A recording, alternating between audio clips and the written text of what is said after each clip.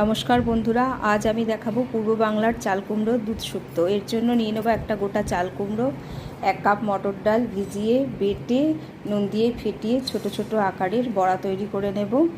এই বড়াগুলো উল্টে পাল্টে হালকা করে একটু ভেজে নেব, খুব লাল করব না। যেহেতু শুক্তোটার রং সাদা হবে তাই বড়াগুলো মোটামুটি হালকা করেই ভাজবো। ভাজা হয়ে গেল বন্ধুরা। এরপরে তেলের মধ্যে আমি দিয়ে দেব সর্ষে, তেজপাতা আর অল্প রাঁধুনি, যাতে শুক্তোর গন্ধটা বজায় থাকে। এর মধ্যে দিয়ে দেব কাটা চাল কুমড়ো আর নুন বা 4টে বাতাসা আর বড়াগুলো। এরপর এক চামচ সর্ষে আর 1 চামচ পোস্ত বেটে নিয়ে সেটা আমি দিয়ে দেব। দিয়ে নাড়াচাড়া করে আমি 1.5 কাপের মতো দুধ এটাতে ঢেলে দেব। দুধটা নর্মাল টেম্পারেচারেই থাকবে।